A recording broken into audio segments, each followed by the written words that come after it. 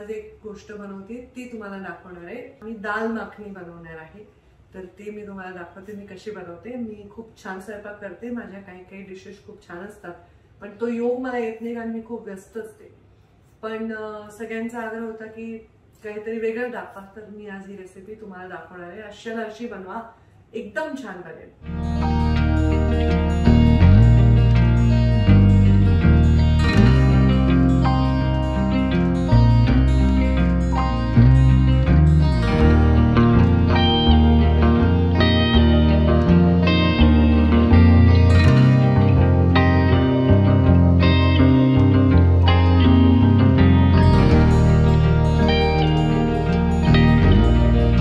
तुपामध्ये मी कांदा, हिरवी मिरचीचं नुसतं एक फ्लेवरसाठी टाकली आहे। हे बघा, तमालपत्र टाकलंय, काळी मिरी टाकली आहे आणि अद्रक लसूण फ्रेश कुटून टाकलं। मग कांद्याबरोबर टमाटर, थोडेसे कांदा भाजला गेल्यानंतर टमॅटो टाकले, फक्त हळद, हलकंसं हिंग तुपामध्ये, हे सगळं मी परतते बघा।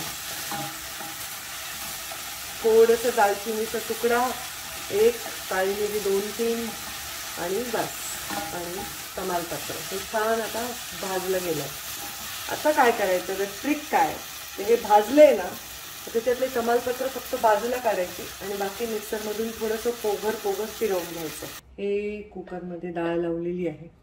डाळमध्ये जर 2 वाट्या डाळ टाकली आहे उडदाची, आणि त्याच्यामध्ये 1 मुठ्ठ भरून राजमा टाकलाय, थोडंसं हलकंसं एक तुकडा तमालपत्र आणि दालचिनीचा ह्याच्यातही टाकला, म्हणजे त्याचा सुगंध त्याचा येतो। आता हे मी डाळ घोटणार आहे, घोटायचं। ह्याच्यामध्ये काळं चिकट असं त्याचं पाणी येतं।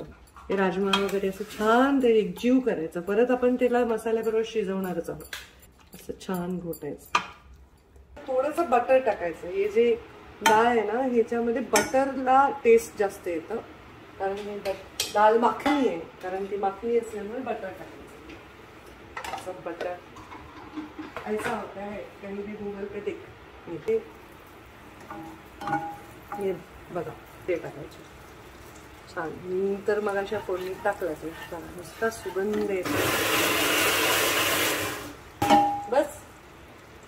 आता हे पेस्ट, हे आपण जे मगाशी कांदा आणि टमॅटो आणि लसूण जे परतले होते, ते परतलेले थंड झाल्यावर ते असं छान मिक्सरमधनं मी काढ। आता हे मिक्सरमध्ये जे उरेल ना, त्याच्यात सुद्धा थोडंसं गरम पाणी टाकायचं आणि ते वापरायचं। गृहिणींनी 1 चमचा सुद्धा अन्न वाया घालवायचं नाही।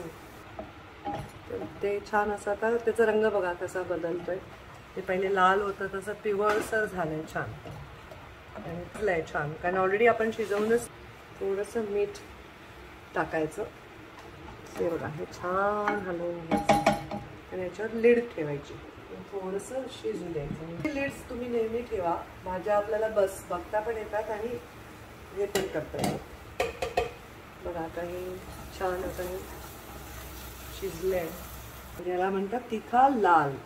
1 चमचा 1.5 चमचा तुम्हाला जसं हवं तसं टाका। आणि हे आहे मोठं तिखट, आहे थोडंसं तिखट लागतं पण रंग येत नाही। हे मिक्स करा। धनिया पावडर 1 चमचा 1.25 चमचा धनिया पावडर। रंग म्हणजे आर्टिफिशियल रंग नका टाकू, मिरचीचाच रंग आहे। 1 चमचा जिराची पावडर, थोडं ह्या जिरा पावडर जास्त असते या रेसिपीजमध्ये, पंजाबी स्टाईल। हळद थोडी कमी टाकायची बरं का, कारण वरणात हळद ऑलरेडी टाकली आहे। आता बघा किती छान दिसते की नाही आपला मसाला। 1 चमचा आता मी गरम मसाला पण टाकलाय, कारण तो सगळ्यात शेवटी टाकायचा, कारण हे मसाले सगळे शिजलेले असतात, ते कच्चे नसतात, त्यामुळे ते नंतर टाकायचं। बघा आता हे बेस्ट मसाला कोणता माहिती, जो असं चिटकला नाही बघा, हे बघा असं कसाही सरकतोय बघा, हे छान, कारण तो असं छान एकजीव शिजलेला आहे। आता बघा हे डाळ ह्याच्यामध्ये टाकायची,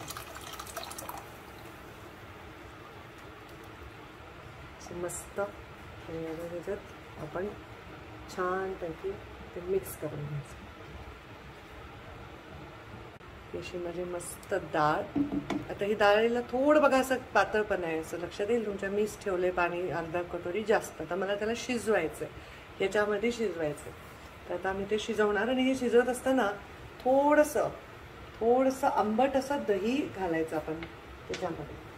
पण ह्याच्यात थोडंसं आंबट दही टाकायचं, म्हणजे आंबटपणा येतो आणि दह्याचा पण तो थोडासा चिकटपणा येतो. ते मस्त मी हे आता दही टाकलंय, आता ते थोडंसं एकजीव होऊ द्या. बघा किती छान सुंदर एकजीव अशी डाळ झाली. ही दाल मखनी रोज रोज बनवू नका, खूप हेवी असते. बटर, तूप, साय, क्रीम, ते घरची साय मी ह्याच्यामध्ये टाकणार आहे, कारण ह्याच्याने त्याचं खरं टेस्ट त्याच्यामध्ये आहे.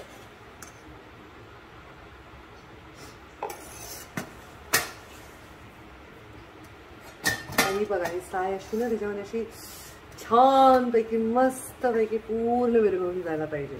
तर क्रीम दिसलं पाहिजे, पांढरटपणा दिसला पाहिजे. बघा हे पहा, ही माझी दाल मखनी तयार आहे. आता मी त्याला छान भांड्यात काढले आणि आता मी सजवणार आहे तिला. या मी तुम्हाला दाखवते की मी त्याला कसं थोडंसं सजवणार आहे.